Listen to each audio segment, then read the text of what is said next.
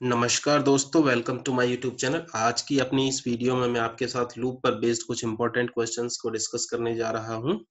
आइए देरी ना करते हुए इन क्वेश्चंस को डिस्कस करते हैं। सबसे पहले first question, in what sequence the initialisation, testing and execution of body is done in a while loop.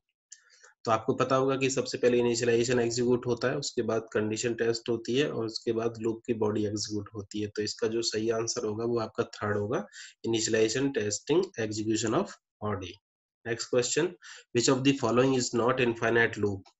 तो फर्स्ट लूप आप देख रहे हो, इसमें integer i equal to 1 while 1। तो व्हाइल 1 एक ऐसी कंडीशन को रिप्रेजेंट करता है जो हमेशा सेटिस्फाई रहेगी, क्योंकि आपका 1 एक नॉन जीरो इंटीजर है। नॉन जीरो आपके सेटिस्फाइड कंडीशन को रिप्रेजेंट करते हैं, तो इसमें फर्स्ट लूप आपका इनफाइनाइट है।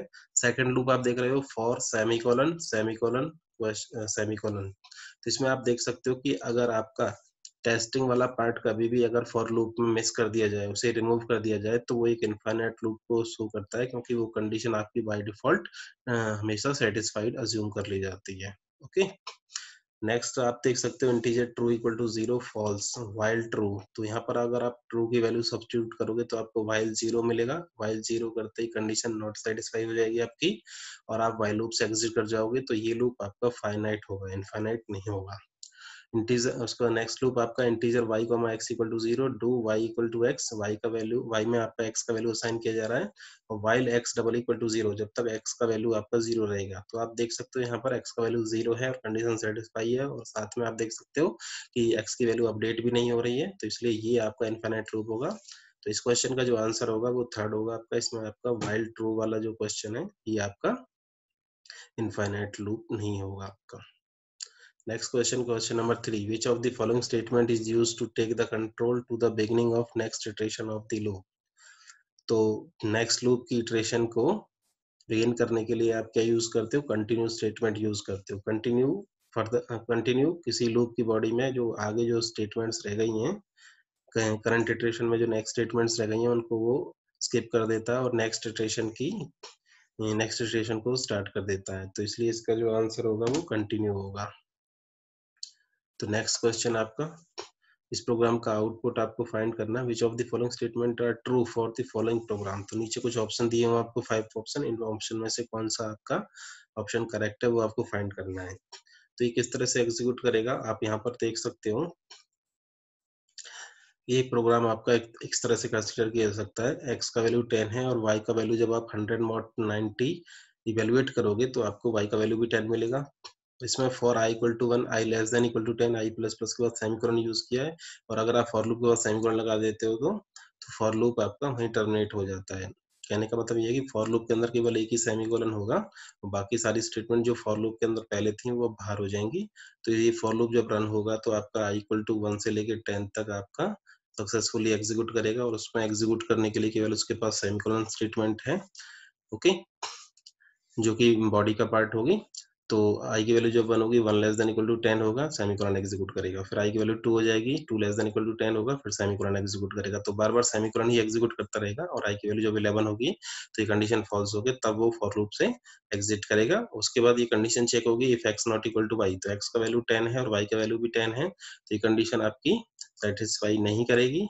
तो यहाँ पर भी आप देख सकते हो कि इफ के बाद आपने सेमीकोलन यूज किया था, तो इफ के बाद सेमीकोलन यूज करने से केवल एक ही स्टेटमेंट सेमीकोलन का पार्ट रह जाएगी।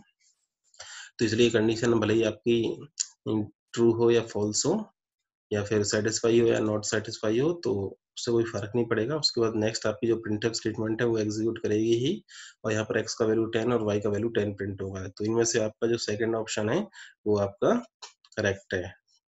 तो इसका जो आंसर होगा वो x इक्वल टू 10 और y equal to 10, second option.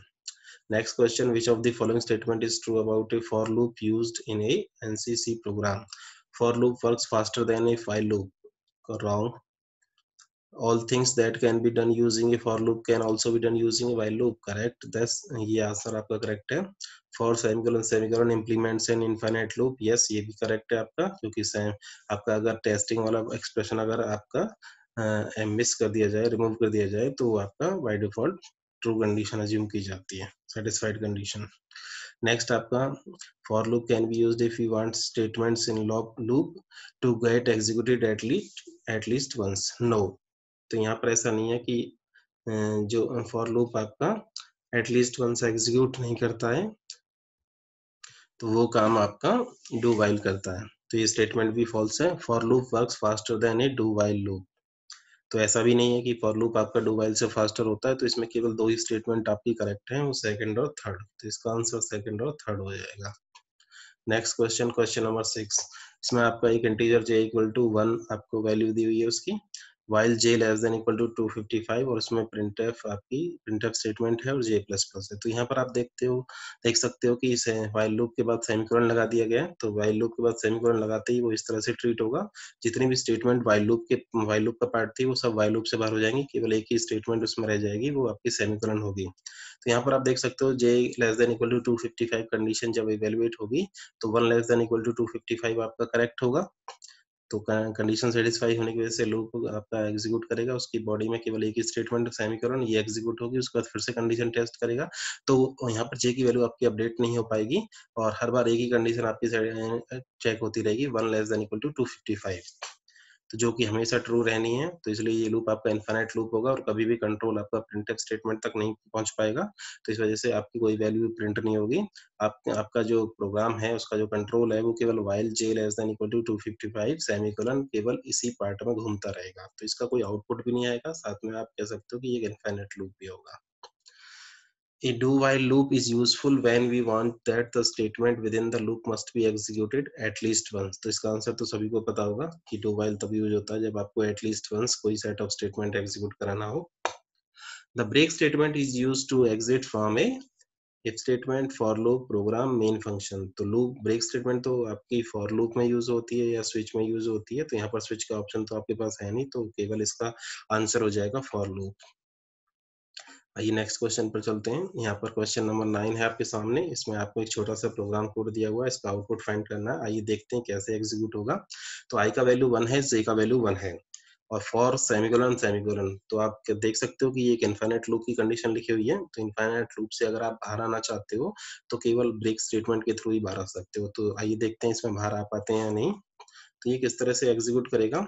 तो यहाँ पर सबसे पहले i greater than 5 condition check होगी जो कि फॉल्स होगी। तो एल्स पार्ट में ये आपका j plus equal to I execute होगा। तो j equal to j plus I, तो j इक्वल टू 1 प्लस 1 आपका 2 हो जाएगा और ये प्रिंट करेगा 2 को। उसके बाद i की वैल्यू इंक्रीमेंट होगी, i plus equal to j। तो यहाँ पर i का वैल्यू 1 प्लस 2 इक्वल टू 3 हो जाएगा आपका, और j का वैल्यू आपका फिर से चेक किया जाएगा। क्यों? क्योंकि i की वैल्यू 3 जो है वो ग्रेटर देन 5 नहीं है। तो एल्स पार्ट में j equal to j plus 5 फिर से एग्जीक्यूट होगा। तो j और i की वैल्यू ऐड करके j में असाइन की जाएगी। तो 3 प्लस 2 इक्वल टू 5 हो जाएगा। फिर ये प्रिंट आपका 5 प्रिंट करेगा। उसके बाद i का value i plus j 3 plus 5 equal to 8 हो जाएगा और इस बार आपका 8 ग्रेटर देन 5 फॉल्स हो जाएगा। कंडीशन सेटिस्फाई नहीं करेगी तो ब्रेक कर जाएगा, लूप से बाहर हो जाएगा।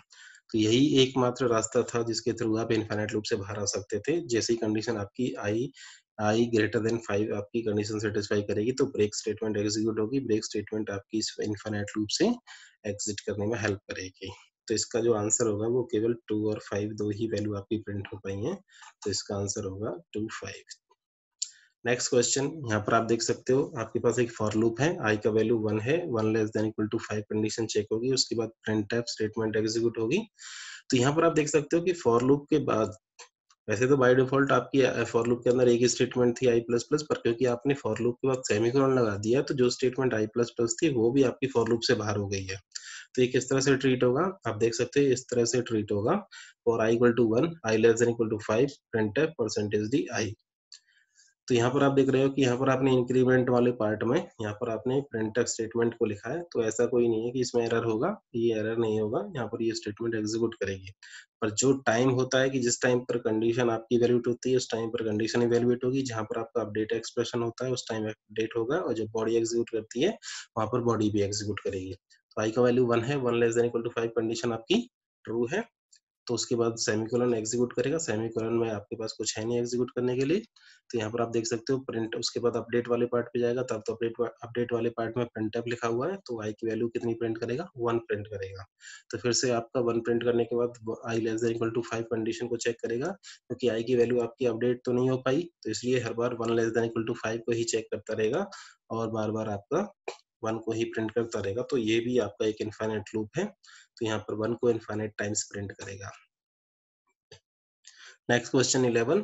For i integer i equal to 0 for semicolon semicolon print tag. तो मैंने बताया आपको सेमीकोलन सेमीकोलन कंडीशन पार्ट आपका मिसिंग है, तो ये आपका इनफाइनाइट लूप है। तो ये स्टेटमेंट जो है आपकी here is some mail for you, ये इनफाइनाइट टाइम्स प्रिंट होगी आपकी। Next question, question 12। यहाँ पर आप देख सकते हो छोटा सा प्रोग्राम कोड है, इसको एग्जीक्यूट कैसे होगा, चलो इसको ट्रेस करते हैं। जो ये इसका अच्छा, इसका एग्जीक्यूशन हम देखते हैं।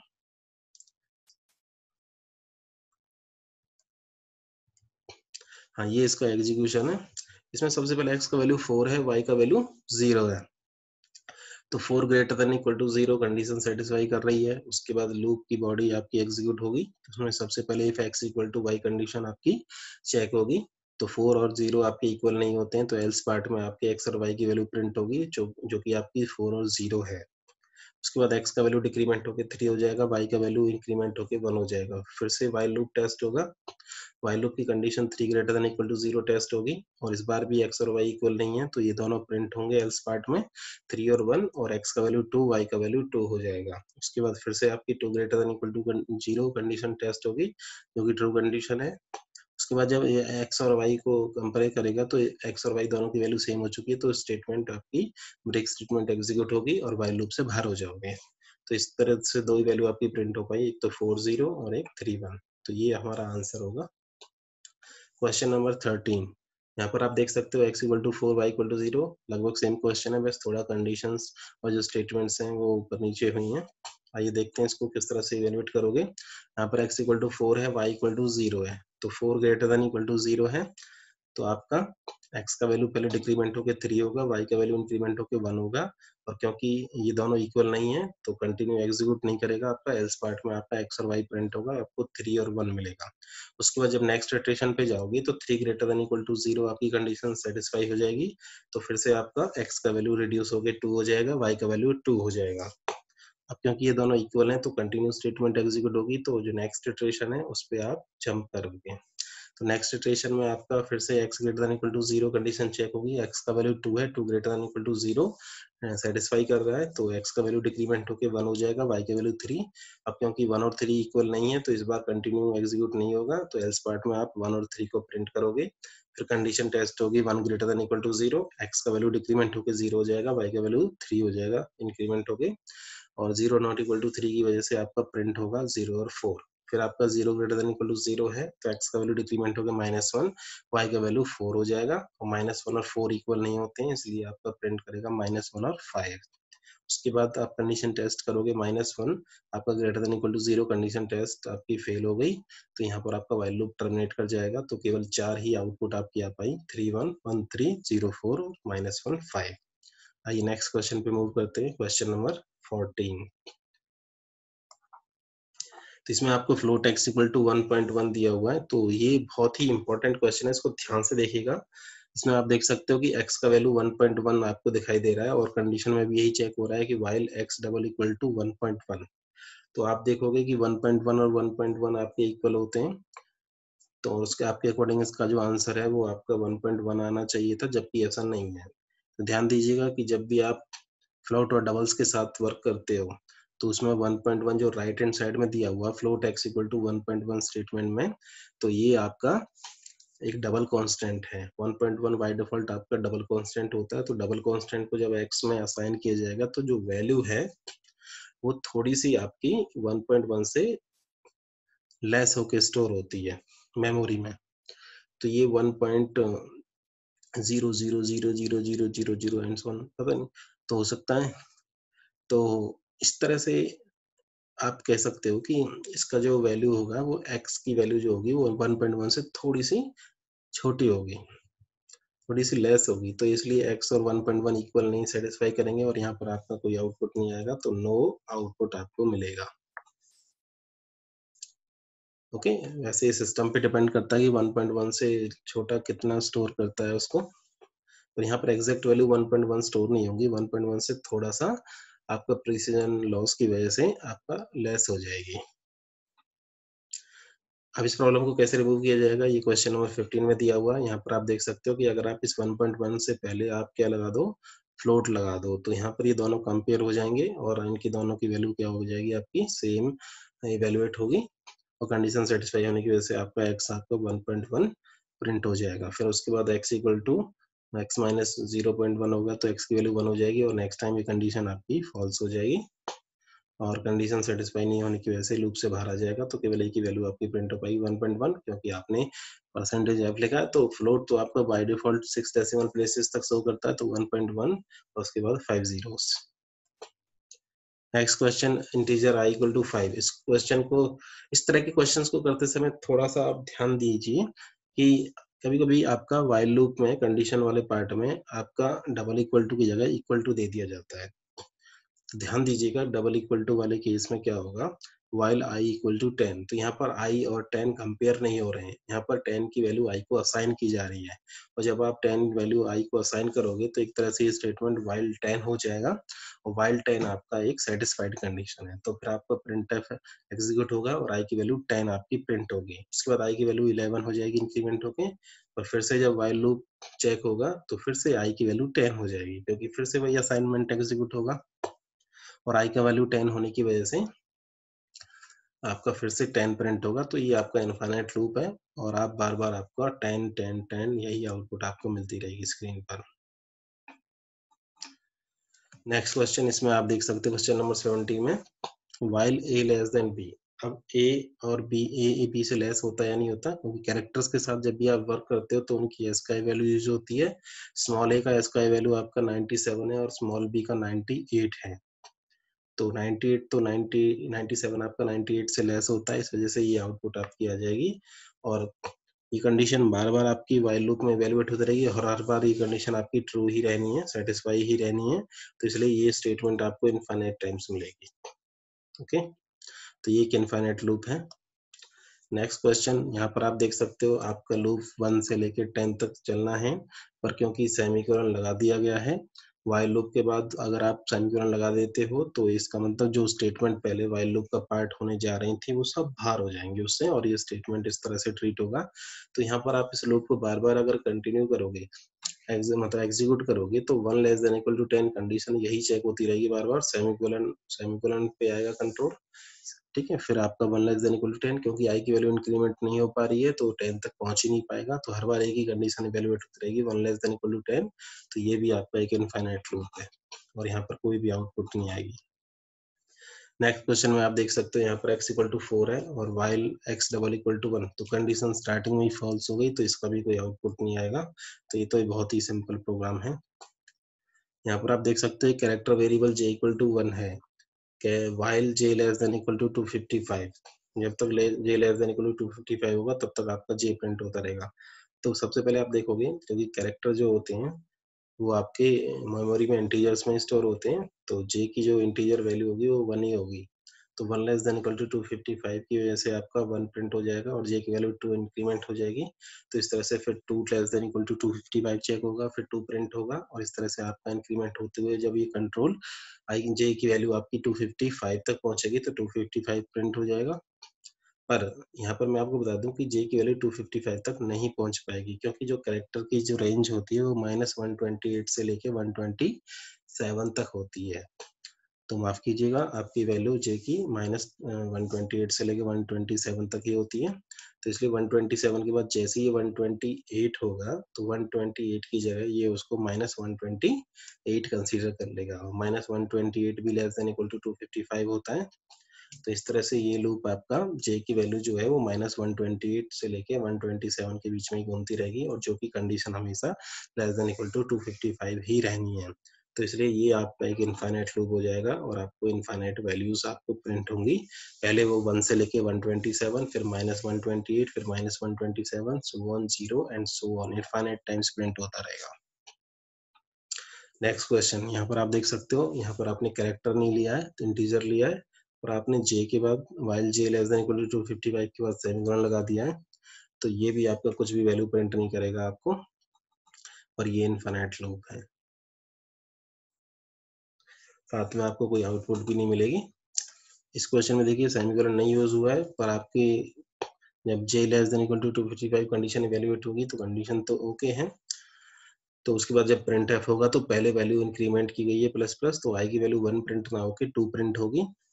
तो 2 प्रिंट होने के बाद फिर से जे प्लस प्लस एग्जीक्यूट किया गया तो जे की वैल्यू 3 हो जाएगी और 3 less than equal to 255 check होगा और फिर आपका प्लस प्लस होकर 4 प्रिंट होगा। तो इस तरह से ये आपके इवन नंबर्स प्रिंट होते रहेंगे 2 4 6 8 so on 254 और 254 कंडीशन आपकी जब सेटिस्फाई करेगी 254 लेस देन इक्वल टू 255 तो फिर ये इंक्रीमेंट होके आप नहीं लास्ट में जो 255 less than equal to 255 condition आपकी सेटिस्फाई करेगी तो ये आपका प्रिंट करेगा 256।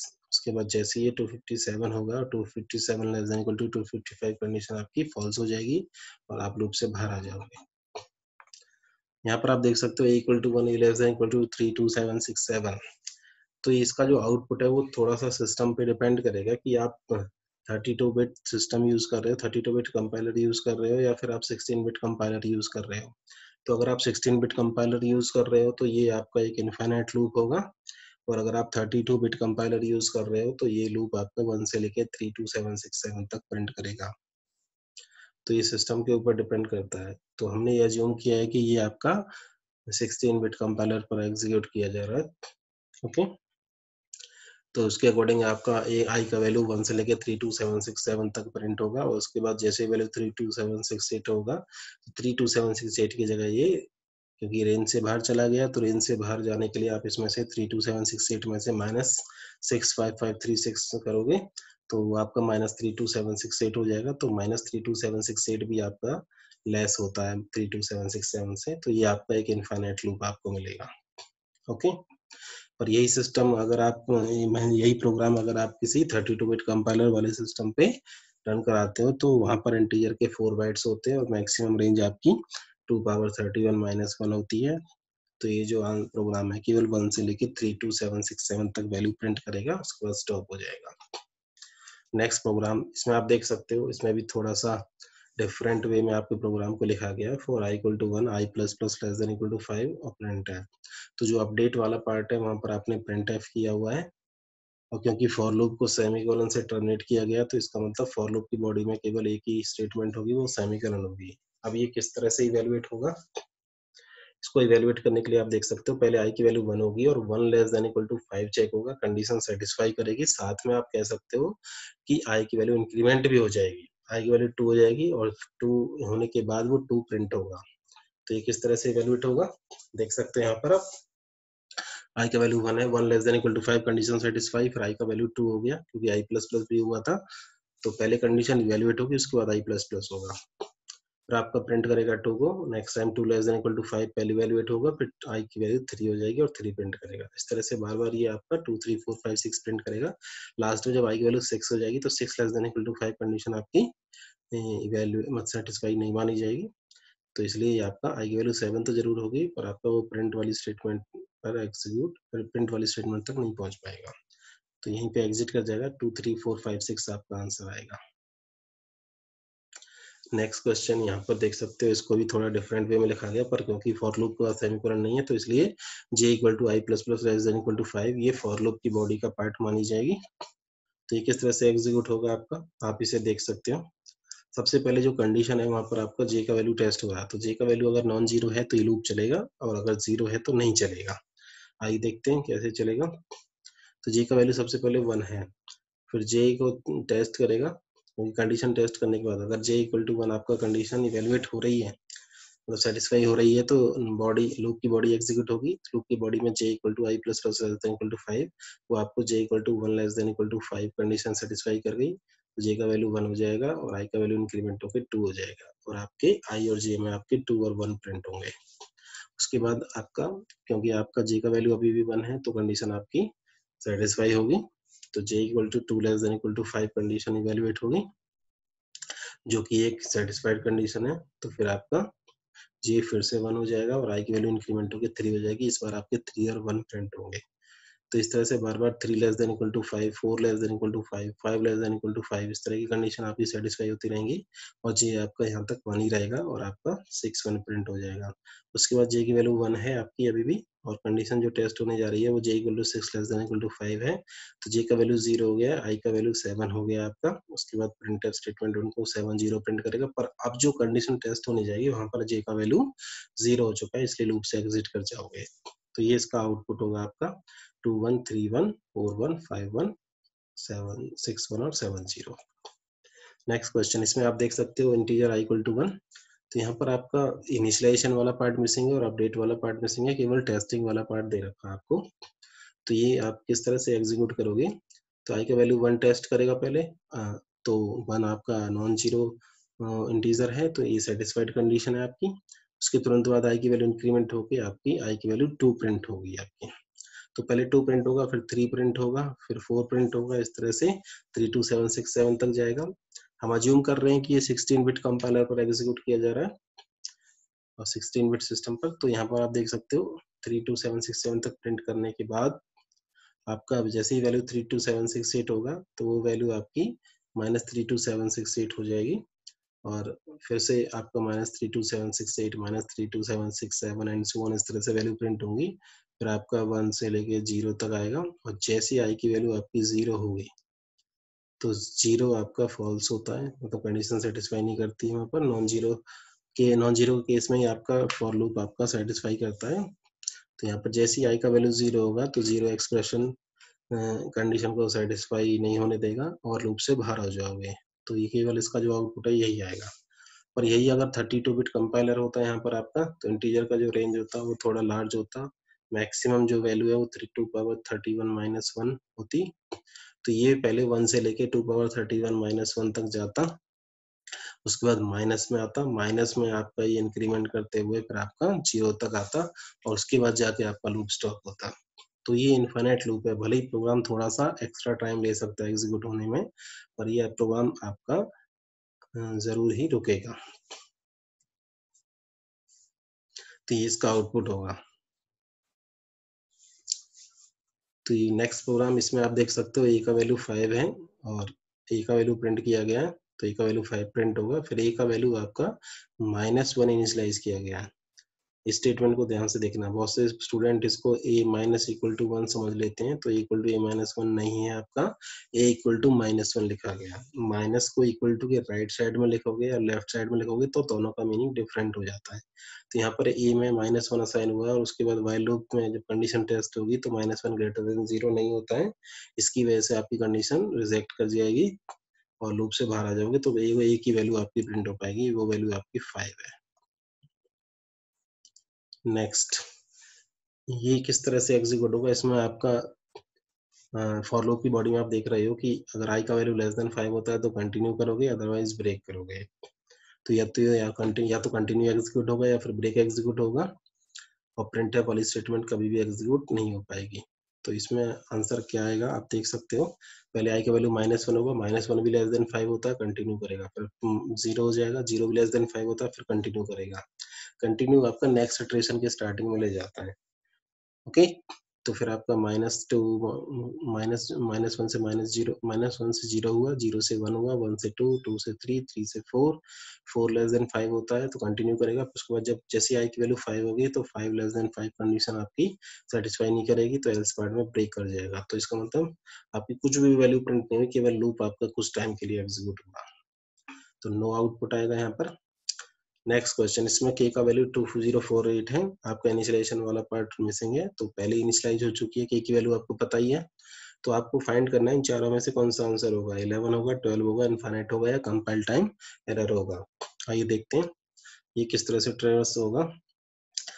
तो पहले ध्यान दीजिएगा कि k का वैल्यू टेस्ट होगा, अगर वो नॉन जीरो है तो लूप एग्जीक्यूट करेगा और अपडेट के समय k right shift equal to 1 है, तो राइट शिफ्ट असाइनमेंट हुआ है तो k equal to k right shift 1 आपका एग्जीक्यूट करेगा, जो कि डिवाइड बाई 2 के इक्विवेलेंट है। तो यहाँ पर आप देख सकते हो पहले k 2048 था, फिर प्रिंट हुआ आपका हेलो अभिषेक, उसके बाद k की वैल्यू मॉडिफाई होनी है, तो k right shift greater than equal to 1, मतलब right shift equal to 1, k equal to 2048 right shift 1, इस तरह से होगा आपका, क्योंकि k right shift equal to 1 किसके इक्विवेलेंट होता है, k equal to k right shift 1। तो राइट शिफ्ट अगर आप वो किसी भी वैल्यू को 1 से राइट शिफ्ट करते हो तो वो डिवाइड बाई 2 के इक्विवेलेंट अज्यूम किया जाता है। ओके, अज्यूम नहीं मतलब होता ही है इक्विवेलेंट वैल्यू आपकी, तो k का वैल्यू आपका 1024 हो जाएगा आपका, उसके बाद 1024 आपका नॉन जीरो है, तो फिर से हेलो अभिषेक प्रिंट होगा, के का वैल्यू फिर से हाफ हो जाएगा 512। इस तरह से आपका बार बार आपका वैल्यू हाफ होता रहेगा और हेलो अभिषेक आपका प्रिंट होता रहेगा। लास्ट इटरेशन में जब आपका के का वैल्यू 1 होगा, हेलो अभिषेक प्रिंट होगा, और के का वैल्यू जब 1/2 करोगे आप तो 0 हो जाएगा, और 0 होते ही स्टॉप हो जाएगा। तो इस तरह से हेलो अभिषेक आपका 12 टाइम्स प्रिंट होगा, तो इसका आंसर 12 होगा। यही पूछा गया था, how many times hello Abhishek will print. ये एक बहुत अच्छा क्वेश्चन है, इसमें आपका एक मैक्रो डेफिनेशन यूज किया गया, मैक्रो विद आर्गुमेंट। तो ये किस तरह से एग्जीक्यूट होगा, इसमें आप देख सकते हो कि मेन की बॉडी में आपने एक स्टेटमेंट एग्जीक्यूट की है, डिस्प्ले k,4। तो यहाँ पर आपका प्री प्रोसेसर का रोल आएगा। प्री प्रोसेसर इस डिस्प्ले k,4 वाली स्टेटमेंट को रिप्लेस करेगा किससे, उसकी डेफिनेशन से। तो यहाँ पर k का वैल्यू k ही रहेगा फिलहाल। तो जब ये सप्लाई करेगा, जब ये रिप्लेस करेगा, तो k की जगह तो k आएगा और n की जगह 4 आपका रिप्लेस कर दिया जाएगा। तो ये वाली जो स्टेटमेंट है एक तरह से इसके इक्विवेलेंट हो जाएगी, क्योंकि जहाँ पर भी n है वहां पर आपको 4 रख देना है, और उसके बाद जो नई स्टेटमेंट बनेगी वो यहाँ पर डिस्प्ले की जगह रिप्लेस कर दी जाएगी। क्लियर। अब इसको एग्जीक्यूट कराना आपको आता ही है, क्योंकि k की वैल्यू 0 है, 0 लेस देन आपका 4 है, कंडीशन सेटिस्फाई कर रही है, आपका वंडरफुल प्रिंट होगा। उसके बाद ये कंटिन्यू करेगा।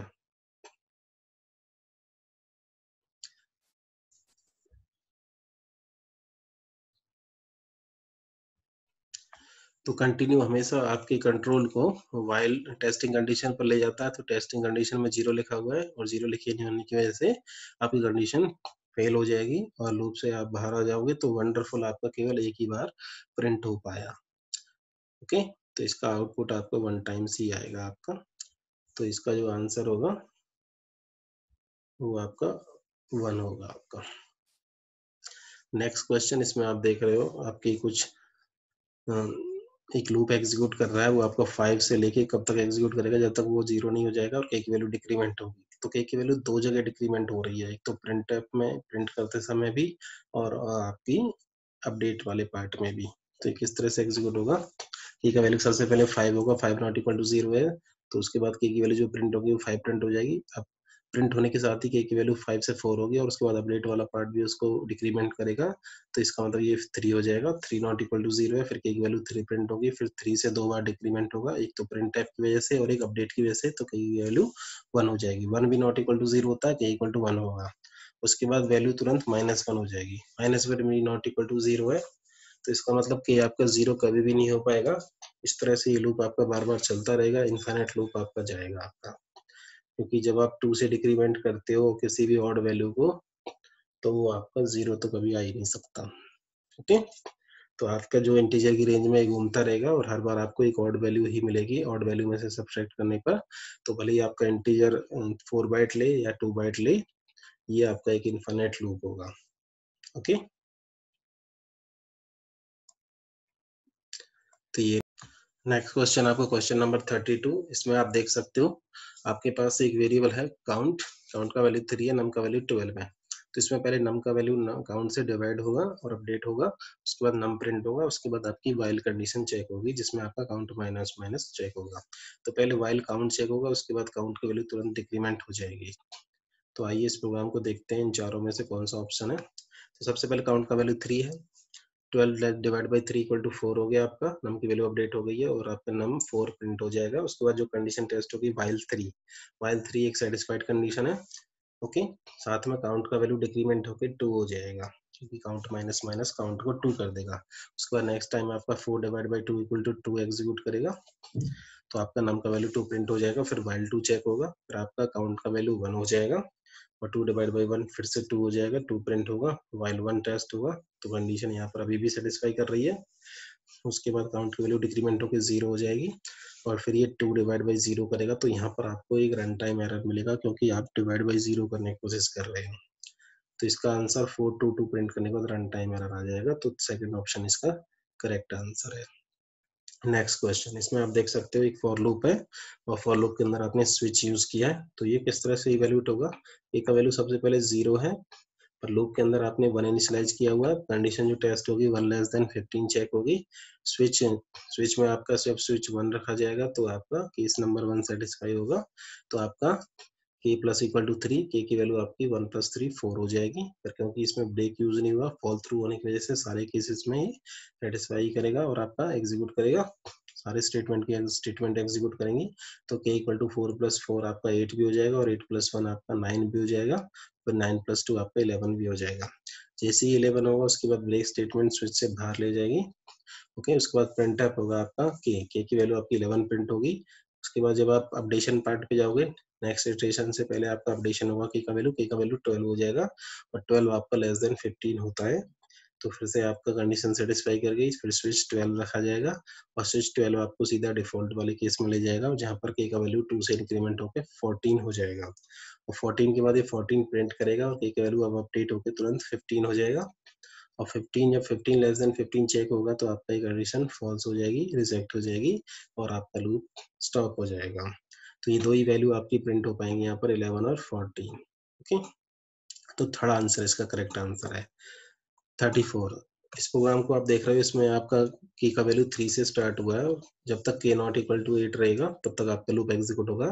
तो यहाँ पर ध्यान दीजिएगा k का वैल्यू 2 से इंक्रीमेंट हो रहा है, तो 3 के लिए आपका जब k इक्वल टू 3 होगा, 3 नॉट इक्वल टू 8 होगा, आपका बी केयरफुल प्रिंट होगा, फिर 3 से 5 होगा, 5 से 7, 7 से 9 हो जाएगा। 8 पर कभी भी कंट्रोल नहीं आ पाएगा। फिर से वही प्रॉब्लम, आपका ऑड वैल्यू थी आपकी k की वैल्यू और 2 से इंक्रीमेंट करोगे तो सारी ऑड वैल्यू ही आती रहेंगी, तो इसमें भी बी केयरफुल, आपका इनफाइनाइट टाइम्स प्रिंट होगा। नेक्स्ट क्वेश्चन इसमें देख रहे हो आप, वाइल के अंदर आपने x माइनस माइनस लिखा हुआ है, x का वैल्यू 4 है और x का वैल्यू जब आप 4 रखोगे तो वाइल 4 कंडीशन इवेलुएट होगी। तो ये इसका एग्जीक्यूशन जो होगा वो किस तरह से होगा और इसका जो आउटपुट है वो क्या होगा वो देख सकते हो। सबसे पहले वाइल 4 टेस्ट होगा, वाइल 4 के बाद x की वैल्यू आपकी 3 हो जाएगी, पर यहाँ पर आपका एक ग्लोबल वेरिएबल के साथ साथ आपने लोकल वेरिएबल भी यूज किया, तो लोकल वेरिएबल को अपने स्कोप में ज्यादा प्रेफरेंस मिलती है। तो x का वैल्यू आपकी लोकल स्कोप में 50 होगी और 50 से ये डिक्रीमेंट होकर 49 होगी, 49 ही प्रिंट होगा आपका। उसके बाद स्कोप से बाहर चला जाएगा, फिर से आपका वाइल लूप में आप चेक करोगे तो यहाँ पर आपकी जो ग्लोबल वैल्यू है उसकी वैल्यू आपकी यूज होगी, तो ये वाइल आपका 3 यूज होगा, क्योंकि x की वैल्यू पहले इटरेशन से पहले इटरेशन में 3 हो गई थी। तो वाइल 3 टेस्ट होगा, फिर से आपकी लोकल स्कोप में आएगा, लोकल स्कोप में आपका x का वैल्यू फिर से आपका 15 इनिशियलाइज होगा और 50 से 49 हो जाएगा, तो बार बार ये 49 ही प्रिंट हो जाए करता रहेगा। तो आपका पहले वाइल 4, फिर वाइल 3, फिर वाइल 2, फिर वाइल 1 और उसके बाद जब ये वाइल 0 रखेगा यहाँ पर तो आपका कंडीशन फॉल्स हो जाएगी। ठीक है, कंडीशन सेटिस्फाई नहीं होगी और ये 4 बार 49 प्रिंट करने के बाद लूप आपका स्टॉप हो जाएगा। लूप दिए हुए और उनको डिफरेंट डिफरेंट वे में लिखा गया है और इनमें से करेक्ट आंसर कौन सा है। तो इसका जो करेक्ट आंसर है, all for loop will compile successfully. आइए देखते हैं किस तरह से आपका आंसर आएगा।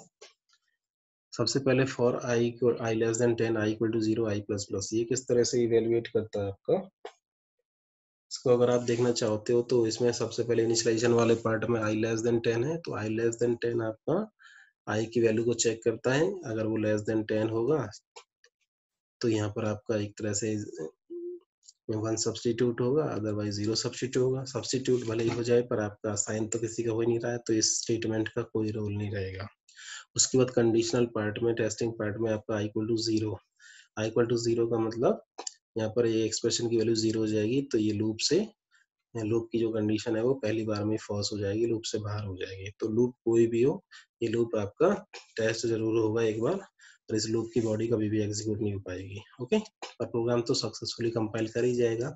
सेकंड लूप को देखते हैं, यहाँ पर आपका आई लेस देन 10 है, तो ये यूजलेस स्टेटमेंट है, क्योंकि ये कंडीशन भले ही ट्रू हो या फॉल्स हो उससे कोई भी फर्क नहीं पड़ेगा, क्योंकि हमने इसको किसी में भी असाइनमेंट नहीं किया है। ये वाला पार्ट आपका इनिशियलाइजेशन के होता है, जिसमें आप किसी वेरिएबल की वैल्यू सेट करते हो, यहाँ पर कुछ भी सेट नहीं हुआ है। उसके बाद कंडीशन वाले पार्ट में देखोगे तो आई प्लस प्लस लिखा है, तो यहाँ पर जो आई की वैल्यू है वो टेस्ट होगी, अगर वो नॉन जीरो होती है तो लूप आपका रन करेगा, एग्जीक्यूट करेगा, अदरवाइज नहीं करेगा। साथ में आई की वैल्यू को इंक्रीमेंट जरूर कर देगा। उसके बाद अपडेट वाले पार्ट में आई इक्वल टू 0 असाइन होगा। अपडेट वाले पार्ट में क्योंकि आई इक्वल टू 0 असाइन होगा, तो लूप की बॉडी एग्जीक्यूट करने के बाद जब ये अपडेट वाले पार्ट पे आएगा तो आई इक्वल टू 0 हो जाएगा, और आई इक्वल टू 0 को ये कंडीशन वाले पार्ट में रखेगा, तभी आपका लूप लूप की कंडीशन आपकी सेटिस्फाई नहीं करेगी और आपका ये एक बार एग्जीक्यूट होने के बाद ये लूप बाहर हो जाएगा। ओके, लूप थर्ड में देख सकते हो आप i इक्वल टू 0, इसमें i की वैल्यू 0 असाइन हुई है और आपका i लेस देन 10 चेक होगा और लूप की बॉडी एग्जीक्यूट करेगी। उसके बाद इंक्रीमेंट करते समय i की वैल्यू 1 हो जाएगी, तो ये लूप आपका 10 टाइम्स रन करेगा आपका 0 से लेके 9 तक, और जैसे i की वैल्यू 10 होगी फॉल्स हो जाएगा। तो ये भी आपका सक्सेसफुली कंपाइल हो जाएगा। इसमें भी आपको आउटपुट मिलेगी, फॉर लूप की बॉडी में जो भी स्टेटमेंट लिखी जाएंगी वो 10 टाइम्स एग्जीक्यूट करेंगे। उसके बाद फोर्थ लूप को देखिए, इसमें आपका i इक्वल टू 0 असाइन हो रहा है पहले और आपका 0 i प्लस प्लस मतलब i की वैल्यू 0 टेस्ट होगी। 0 टेस्ट होती है फर्स्ट टाइम में फॉल्स हो जाएगा और ये लूप से बाहर हो जाएगा।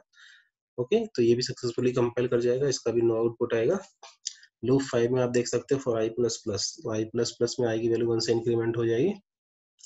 उसके बाद i इक्वल टू 0 कंडीशन में रखा गया है। कंडीशन में आपका i इक्वल टू 0 रखने का मतलब इस टेस्ट एक्सप्रेशन की वैल्यू 0 हो जाएगी और आपका जो फॉर लूप है यहीं टर्मिनेट हो जाएगा। ओके, तो एक तरह से ये भी आपका एक ही बार चेक होने के बाद बाहर हो जाएगा, लूप की बॉडी एग्जीक्यूट नहीं होगी। लूप 6 किस तरह से एग्जीक्यूट करेगा, i प्लस प्लस आई की वैल्यू इंक्रीमेंट होगी, i लेस देन 10 टेस्ट होगा आपका, टेस्ट होने के बाद लूप की बॉडी एग्जीक्यूट करेगी और उसके बाद अपडेट वाले पार्ट में i इक्वल टू 10 असाइन हो जाएगा। तो अपडेट वाला पार्ट आपका हर बार i की वैल्यू को 10 ही असाइन करेगा। पर देखते हैं, पर जब ये नेक्स्ट इटरेशन में जाएगा तो i की वैल्यू 10 हो गई है और 10 लेस देन 10 नहीं हो रही है, कंडीशन सेटिस्फाई नहीं करेगी, तो ये भी आपका एक ही बार एग्जीक्यूट करने के बाद ये आपके लूप को स्टॉप कर देगा। ओके, तो ये सारी स्टेटमेंट आपकी सक्सेसफुली कंपाइल होंगी। इनमें से फिर से एक बार आपको मैं बता दूं कि जो आपका फर्स्ट लूप है उसकी बॉडी आपकी एक बार भी एग्जीक्यूट नहीं करेगी।